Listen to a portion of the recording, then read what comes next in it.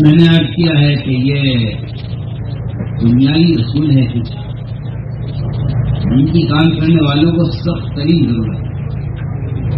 جو اہمیت شریعت کے علم کی ہے اللہ کی قسم وہ اہمیت تربیت کے علم کی ہے. اگر شریعت کا علم ہے تربیت کا علم نہیں ہے تو یہ کام اپنے مزاج سے ہٹ جائے گا اور اس کام کا مزاج والی نبوت ہے. আমি আরজ করেছি যে এগুলি কিছু বুনিয়াদি বা মৌলিক নীতি দিনের কাজ যারা করেন তাদের জন্য এর কঠোরতম প্রয়োজন। শরীয়তের জ্ঞানের যেই গুরুত্ব আল্লাহর কসম তরবিয়ত বা আত্মশুদ্ধির জ্ঞানেরও সেই একই গুরুত্ব। যদি শরীয়তের জ্ঞান থাকে কিন্তু তরবিয়তের জ্ঞান না থাকে তাহলে এই কাজ তার মেজাজ থেকে সরে যাবে আর এই কাজের মেজাজ হলো নবুয়তের মেজাজ। نبوت کے اندر سب سے بنیادی چیز مسالہ قلبی ہے. بنیادی مسالہ قلبی اس لیے کہ تن دلی سے قومیں بنتی ہے امت بھی بنتی ہے. امت کے بننے کے لیے سب سے بنیادی شرط مسالہ قلبی ہے. নবুয়তের মেজাজের মধ্যে সবচেয়ে মৌলিক বিষয় হলো উসাতে কালবি বা হৃদয়ের প্রশস্ততা।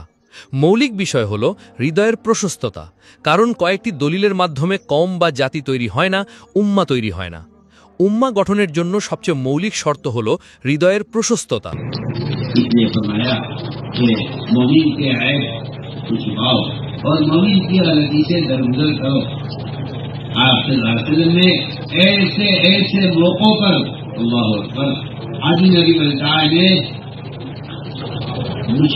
مشرکین کو خبر کرنی چاہیے.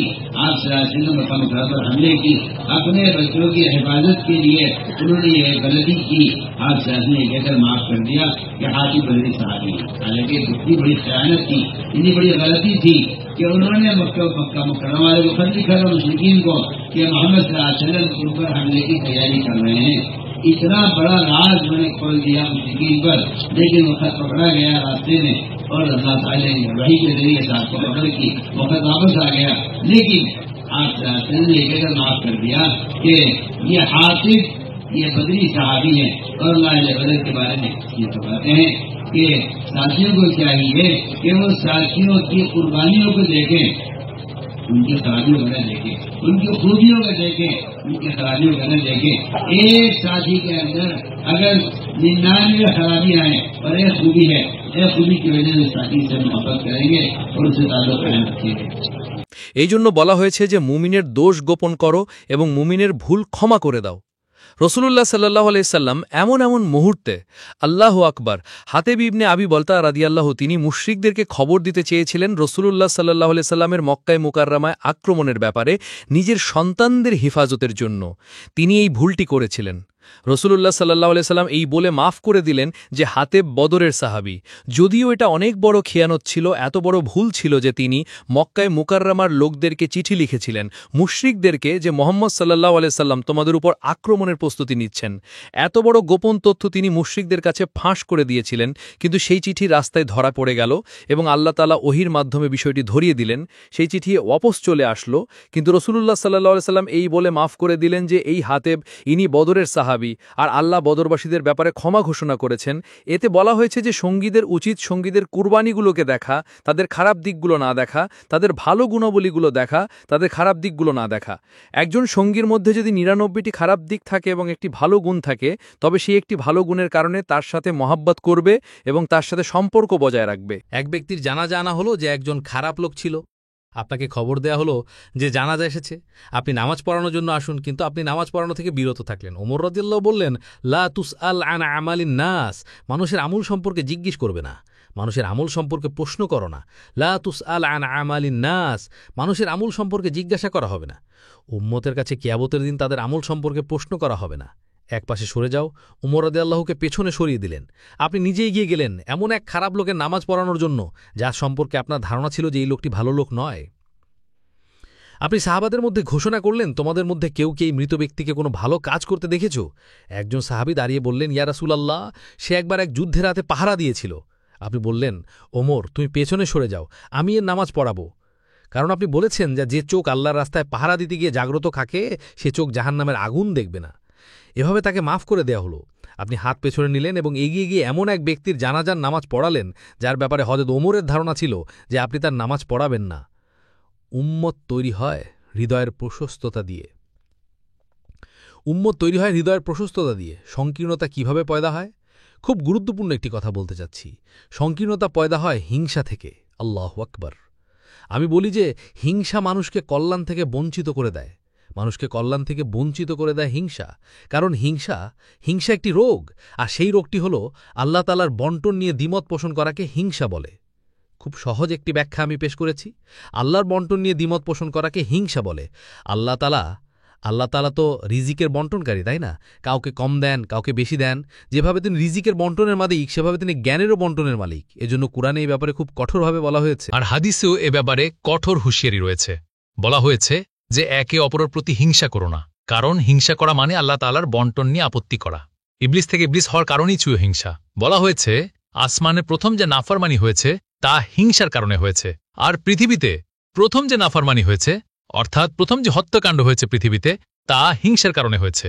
আল্লাহর দুটি নাফরমানি, পৃথিবীতে প্রথম নাফরমানি হিংসার কারণে, আসমানে প্রথম নাফরমানি হিংসার কারণে হয়েছে। হিংসা করা মানে আল্লাহর বন্টন নিয়ে আপত্তি করা। আল্লাহ তাআলা এমন লোকদের থেকে আমলের যোগ্যতা কেড়ে নেন। আর গিবতা আর হিংসার মধ্যে কি পার্থক্য? গিবতা আর হিংসার মধ্যে কি পার্থক্য? বলা হয়েছে গিবতা হলো এই যে মুমিনের কোনো গুণ দেখে ঈর্ষা করে এবং আল্লাহর কাছে দোয়া করে যে হে আল্লাহ, এই গুণ আমার মধ্যে পায়দা করে দিন। এটা তো ঈমানওয়ালার কাজ, এটাকে গিবতা বলা হয়। আর হিংসা হলো মুনাফিকের গুণ। গিবতা মুমিনের গুণ, হিংসা মুনাফিকের গুণ। মুনাফিক এটা চায় যে এর কাছ থেকে এই নিয়ামতটি চলে যাক, চাই আমি পাই বা না পাই, কিন্তু ওরটা যেন চলে যায়। সাহাবায়ে কেরামের মেজাজ এটাই ছিল যে সাহাবায়ে কেরাম যখন কারো মধ্যে কোনো ভালো গুণ অনুভব করতেন এবং কারো ব্যাপারে কোনো ফজিলত শুনতেন, তখন সাহাবাদের মেজাজ এটা ছিল যে তারা এমন লোকদের সাথে থাকার চেষ্টা করতেন। একটি বিখ্যাত ঘটনা আছে, রাসূলুল্লাহ সাল্লাল্লাহু আলাইহি ওয়াসাল্লাম 3 দিন পর্যন্ত ঘোষণা করলেন। হযরত সাদ রাদিয়াল্লাহু আনহুর ব্যাপারে বললেন যে তার ব্যাপারে বললেন যে ইনি জান্নাতি সাহাবী। 1 দিন, 2 দিন, 3 দিন, 3 দিনই এই ঘোষণা হলো। বর্ণনায় আছে আব্দুল্লাহ ইবনে আমর ইবনুল আস রাদিয়াল্লাহু তাআলা আনহু তিনি তার কাছে গেলেন এবং গিয়ে বললেন যে আমি 3 দিন আপনার সাথে থাকতে চাই, কারণ আমি শুনেছি যে আপনি জান্নাতি মানুষ। আমি আপনার সাথে থেকে আপনার মতো আমল করতে চাই যাতে আমিও জান্নাতে যেতে পারি। 3 রাত তার সাথে থাকলেন। 3 রাতই তিনি ফজরের সময় উঠেছেন। কোনো তাহাজ্জুদ, কোনো তেলাওয়াত, কোনো জিকির, কোনো মুজাহাদা, রাতে কোনো আমল করেন। আব্দুল্লাহ ইবনে আমর ভাবলেন যে আমি 3 রাত এনার সাথে কাটালাম। এনার আমলকে নগণ্য মনে করে তিনি চলে যেতে লাগলেন। যাওয়ার সময় জিজ্ঞেস করলেন, আপনি তো কোনো বিশেষ আমল করেন না, আপনি জান্নাতি মানুষ কিভাবে হলেন? হযরত সাদ রাদিয়াল্লাহু বললেন যে বিষয়টি হল, আমার আমল তো এটাই যে আপনি দেখেছেন, তবে আমার মধ্যে একটি গুণ আছে, আর তা হল আল্লাহ যদি কোনো ব্যক্তিকে কোনো নেয়ামত দান করেন, আমার মনে হিংসা আসে না। তিনি বলেন, ব্যাস এই একটি গুণই আপনার মধ্যে এমন আছে যার কারণে আপনি জান্নাতি, আর আমাদের মধ্যে শক্তি নেই। আমি আরজ করেছি যে একজন লোক এমন যে সে না রাতের কিয়ামের তেমন গুরুত্ব দেয়, না তেলাওয়াতের, আর না কোনো জিকির মুজাহাদার, কিন্তু তার মধ্যে একটি গুণ এই যে আল্লাহ তাআলা যদি কাউকে কোনো নেয়ামত দিয়ে থাকেন, সে তার উপর হিংসা করে না। বলা হয়েছে যে এই ব্যক্তি জান্নাতি। হিংসা, জ্বালা পড়া এটা মানুষকে আমল থেকে বঞ্চিত করে দেয়, এবং যে আমল করা হয়েছে সেই সমস্ত আমলের মধ্যে হিংসা প্রবেশ করে সেগুলোকে শেষ করে দেয়। এইভাবে শেষ করে দেয় যেভাবে আগুন কাঠকে জ্বালিয়ে শেষ করে দেয়। আমি আরজ করছিলাম যে সাহাবীর গুণ ছিল যে তারা কোনো ভালো জিনিস দেখলে ঈর্ষান্বিত হতেন। একটি ঘটনা ঘটল, রাসূলুল্লাহ একটি ইয়ামেনি তলোয়ার বের করলেন, বললেন এই তলোয়ার কে নেবে? অনেক সাহাবী দাঁড়িয়ে গেলেন। তিনি বললেন না, এই তলোয়ার কে নেবে? হযরত জুবাইর দাঁড়িয়ে গেলেন, আপনি দুজনকেই বসিয়ে দিলেন। দুজনেই আত্মীয়, দুজনেই পুরনো সাহাবী, দুজনের কাউকেই দিলেন না। বললেন এই তলোয়ার কে নেবে যে এর হক আদায় করবে? এতে দুজনেই ভয় পেয়ে গেলেন যে কিভাবে এর হক আদায় করব। এক সাধারণ সাহাবী দাঁড়িয়ে গেলেন, আবু দুজানা রাদিয়াল্লাহু, আরজ করলেন, ইয়া রাসূলুল্লাহ, এই তলোয়ার আমাকে দিন। জিজ্ঞেস করলেন এর হক কি? আপনি বললেন এই তলোয়ারের হক হল, এর হক এই যে এটি কোনো মুমিনকে স্পর্শ করবে না এবং কোনো শত্রুকে ছাড়বে না, এটাই এর হক। তিনি আবু দুজানার হাতে তলোয়ারটি দিলেন। এই দুজনকে দিলেন না, অথচ এরা দুজন আগেই দাঁড়িয়েছিলেন, দুজনেই পুরনো সাহাবী, বড়। তলোয়ার দিলেন আবু দুজানাকে। জুবাইর রাদিয়াল্লাহু আবু দুজানার সাথে সাথে ময়দানে নামলেন যাতে তার আমল দেখতে পারেন, এবং ময়দানে তার চেষ্টা দেখলেন, আর দেখে বললেন, আল্লাহ এবং তার রাসূলই ভালো জানেন কাকে কোন কাজ দেওয়া উচিত। আমি আরজ করেছি যে এইগুলি কিছু গুণ: দাওয়াতের, তালিমের, তাজকিয়ার, খেতাবাতের, বয়ানের, মালমোতাল্লের। আমাদের লোকেদের মধ্যে অনেক ভালো গুণ থাকে। আমাদের উচিত সেই ভালো গুণগুলো আমাদের মধ্যে পয়দা করার জন্য তাদের সাহচর্যে থাকা। এটা সাহাবায়ে কেরামের অভ্যেস ছিল যে যখন কাউকে এগিয়ে যেতে দেখতেন তার সাথে হয়ে যেতেন, এটা নয় যে মতবিরোধ করে আলাদা হয়ে যেতেন, বরং যখন তাদের থেকে নিচে স্তরের লোকেদেরকে সুযোগ দেওয়া হতো তখন ওপরের স্তরের লোকেরা নিচে স্তরের লোকেদের সাথে থাকতেন, পুরনো লোকেরা নতুন লোকেদের সাথে। আল্লাহ যখন ফেরেশতাদেরকে হুকুম দিলেন ইবলিসকেও যে আদমকে সিজদা করো, সে বলল আমি উত্তম, সে নিকৃষ্ট, আমি তার সাথে থাকব না, আমি তাকে সিজদা করব না। সেখান থেকে ইবলিস আমল থেকে বঞ্চিত হয়েছে। বলা হয়েছে যে হিংসা মানুষকে জ্ঞান থেকে বঞ্চিত করে দেয় এবং যে নেকিগুলো কামাই করা হয়েছে সেই নেকিগুলোকে নষ্ট করে দেয়। হ্যাসাড will stop you from cooperation in good action. আমি আর্জ করেছি যে এই রাস্তাটি অনেক ধৈর্য ধরে চলার রাস্তা। এজন্য একটি গুরুত্বপূর্ণ বিষয় এই যে দায়ী বা আহ্বানকারীর ধৈর্য ধারণ করা আহ্বানকৃত ব্যক্তির হিদায়েতের কারণ হয়ে যায়। দায়ের ধৈর্য ধারণ করা আহ্বানকৃত ব্যক্তির হিদায়েতের কারণ হয়ে যায়। এটা একটি গুরুত্বপূর্ণ বিষয়। দায়ী যত ধৈর্য ধরে আল্লাহ তাআলা দায়ের ধৈর্যকে আহ্বানকৃত ব্যক্তির হিদায়েতের কারণ বানিয়ে দেন। এমনকি এ পর্যন্ত বলা যেতে পারে যে আম্বিয়া আলাইহিমুসসালামের নবী হওয়ার যে বড় চিহ্ন সেটি হল ধৈর্য ধারণ করা। অগণিত এমন ঘটনা আছে যে কাফের ও ইহুদিরা আপনাকে এসে কষ্ট দিত এটা দেখার জন্য যে আপনার মধ্যে ধৈর্য কতটা আছে, কারণ পূর্ববর্তী কিতাবগুলোতে লেখা ছিল যে রসূলুল্লাহ সাল্লাল্লাহু আলাইহি সাল্লামকে যত কষ্ট দেয়া হবে তার হেলম বা সহনশীলতা এবং বুর্দুবারি বা ধৈর্য তত বৃদ্ধি পাবে। জায়েদ ইবনে সানার ঘটনা বিখ্যাত আছে যে দায়ের মধ্যে এই গুণগুলো থাকে যা আসলে হিদায়েতের কারণ হয়ে যায়। জায়েদ ইবনে সানা একজন ইহুদি আলেম ছিলেন। রাসূলুল্লাহ সাল্লাল্লাহু আলাইহি সাল্লামের নবুয়ত প্রাপ্তির পর তিনি নিজের কিতাবে সিরত পড়েছিলেন। তাতে তিনি পড়েছিলেন যে রাসূলুল্লাহ সাল্লাল্লাহু আলাইহি সাল্লামকে যত কষ্ট দেয়া হবে তার হিলম তত বৃদ্ধি পাবে। সুতরাং বর্ণনায় আছে যে জায়েদ ইবনে সানা আপনার কাছে এলেন এবং প্রয়োজনের খাতিরে, আপনার প্রয়োজন ছিল মালের, তিনি মাল পেশ করলেন এবং একটি নির্দিষ্ট মেয়াদে আপনি তার কাছ থেকে মাল কর্জ নিলেন এবং একটি তারিখ নির্ধারিত হল যে এই তারিখে এই করজ পরিশোধ করা হবে। জায়েদ ইবনে সানা করজ হিসেবে মাল পেশ করলেন, এজন্য করলেন যাতে আপনার সাথে লেনদেনের সম্পর্ক হয়, তারপর সেই লেনদেনে আপনার সাথে বাড়াবাড়ি করার সুযোগ পাওয়া যায়। ঋণ পরিশোধের তারিখের ৩ দিন আগে জায়েদ ইবনে সানা রাসূলুল্লাহ সাল্লাল্লাহু আলাইহি সাল্লামের কাছে এসে তার জামা ধরলেন, আপনার কলার ধরলেন, আপনার সাথে খুব কঠোর ভাষায় কথা বললেন এবং এ পর্যন্ত বললেন যে তোমরা আব্দুল মুত্তালিবের বংশধর, ঋণ পরিশোধে গড়িমসি করো। একটি ঘটনা ঘটলেও রাসূলুল্লাহ সাল্লাল্লাহু আলাইহি সাল্লামকে কষ্ট দিলেন তিনি। আপনি খুব শান্ত ছিলেন। ওমর রাদিয়াল্লাহু তলোয়ার বের করতে লাগলেন যে আমি এর গর্দান উড়িয়ে দেব। আপনি খুব শান্ত ছিলেন। আপনি বললেন ওমর তুমি এটা কি করলে? হযরত ওমরকে তিনি তলোয়ার দেখালেন, তাকে হত্যার হুমকি দিলেন। আপনি বললেন ওমর তুমি এটা কি করলে? এটাই হলো নীতি যে যখন আপনার সমর্থক কেউ দাঁড়িয়ে যায় তখন আপনার উচিত আপনার সমর্থককে দাবিয়ে রাখা, আপনার সমর্থককে ওঠানো, আপনার সমর্থককে উস্কে দেওয়া, আপনার সমর্থককে নিজের মনে করা, আপনার সমর্থককে কাছে টানা এবং আপনার সমর্থককে বদলা নিতে উস্কে দেওয়া। এটা ফাসাদ বা বিশৃঙ্খলার রাস্তা, এটা হিদায়েত বা সঠিক পথের রাস্তা নয়। হাদিসের বর্ণনায় আছে যে রাসূলুল্লাহ সাল্লাল্লাহু আলাইহি সাল্লাম ওমরকে তিরস্কার করে বরং নরমভাবে বললেন, ওমর তুমি এটা কি করলে? তোমার উচিত ছিল আমাকে এবং তাকে দুজনকেই সঠিক হক আদায় করার কথা বলা, তাকে বলতে ইসলামে ঋণ চাওয়ার পদ্ধতি কি হওয়া উচিত, তুমি তাকে ঋণ চাওয়ার পদ্ধতি বলতে এবং আমাকে তার ঋণ ভালোভাবে পরিশোধ করার জন্য এবং ভালোভাবে ঋণ পরিশোধ করার জন্য আমাকে হুকুম দিতে। বললেন যাও ওমর, একে নিয়ে যাও, একে ওর হক দিয়ে দাও এবং এর ঋণ পুরোপুরি পরিশোধ করো, আর একে ৭০ কিলো খেজুর অতিরিক্ত দিও। খুব গুরুত্বপূর্ণ একটি কথা আরোচ করছি। এহসানের ৩টি স্তর রয়েছে। এহসানের ৩টি স্তর রয়েছে। সবচেয়ে নিম্ন স্তর, যাকে আমরা সর্বোচ্চ স্তর মনে করি, তা আসলে নিম্ন স্তর। এহসানকারীর এহসানের বদলা দেওয়া এহসানের সর্বনিম্ন স্তর। এহসানের মধ্যম স্তর হলো এই যে আপনি এমন কোনো ব্যক্তিকে চেনেন না, জানেন না, আপনি তার সাথে এহসান করেন, এটা এহসানের মধ্যম স্তর।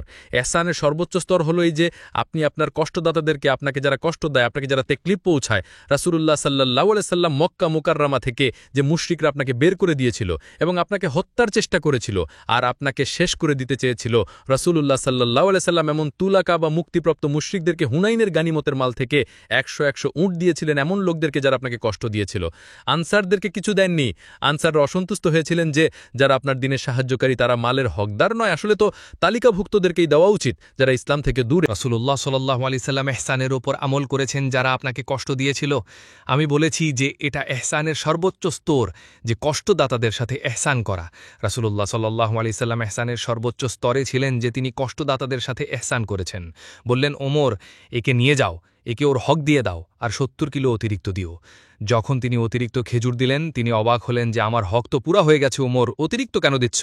বললেন, আল্লাহর নবী আমাকে হুকুম দিয়েছেন, কারণ আমি তোমাকে তলোয়ার দেখিয়ে ভয় দেখিয়েছিলাম। এজন্য রাসূলুল্লাহ সাল্লাল্লাহু আলাইহি সাল্লাম আমাকে হুকুম দিয়েছেন যে আমি তোমাকে ৭০ কিলো খেজুর অতিরিক্ত দেই। তখন জায়েদ ইবনে সানা ইসলাম কবুল করলেন। আমি আর্জ করতে চাই, দায়ীর ধৈর্য ধারণ করা আসলে আহ্বানকৃত ব্যক্তির হিদায়েতের কারণ। কাজকারীদের মধ্যে ধৈর্য থাকতে হবে, ইস্তেকামাত থাকতে হবে এবং কুওয়াতে বরদাশত বা সহ্য করার ক্ষমতা থাকতে হবে। এটা একটি বাস্তব সত্য যে এই রাস্তায় কাজকারীদেরকে সেই সমস্ত অপ্রীতিকর পরিস্থিতির সম্মুখীন হতে হবে যা সাহাবায়ে কেরামের সামনে এসেছিল। রাস্তা দাওয়াতের, আপনি যেই রাস্তায় চলবেন সেই রাস্তার সাইনবোর্ডে বড় বড় করে লেখা থাকবে, জমিনে লেখা থাকবে এটা এই দিকে, অমুক এলাকা এই দিকে, অমুক শহর এই দিকে, অমুক মহল্লা এই দিকে। রাস্তায় যে সাইনবোর্ডগুলো আসছে সেগুলো আপনাকে বলবে যে আপনি ঠিক মতো চলছেন। এই রাস্তায় যারা চলবে তাদের সামনে যে তকলিফগুলো আসবে, যে নাগোয়ারিগুলো আসবে, সেই নাগোয়ারিগুলোর থেকে তারা বুঝবে যে তারা সঠিক রাস্তায় চলছে। যেসব লোক এই রাস্তার তকলিকের অভিযোগ করে তারাই ময়দানে কাজ করে না, কারণ ধৈর্যই এই রাস্তায় চলার এমন পেট্রোল যে যেখানে ধৈর্য শেষ হয়ে যাবে সেখানেই কাদের সাথে সম্পর্কযুক্ত সফরও শেষ হয়ে যাবে। যেখানে ধৈর্য শেষ হয়ে যাবে দায়ীর, সেখানে তার সফরও শেষ হয়ে যাবে, কারণ ধৈর্যই এই রাস্তায় চলার ক্ষেত্রে গাড়ির ইঞ্জিনের মতো, পেট্রোলের মতো। আমি আর্জ করতে চাই, আম্বিয়া আলাইহিস সালামের এবং সাহাবায়ে কেরামের বিশেষ গুণ এটা যে তারা এই রাস্তায় আসা কষ্টগুলোকে এজন্য সহ্য করেন যে তাদের উদ্দেশ্য উম্মাহ। একজন ব্যবসায়ী কাস্টমারকে উদ্দেশ্য মনে করে, সে গালি সহ্য করে, অপ্রীতিকর কথা সহ্য করেন, আপনাদের অধস্তনদের কথা সহ্য করেন, কারণ আপনাদের উদ্দেশ্য কাস্টমার, তার মাল।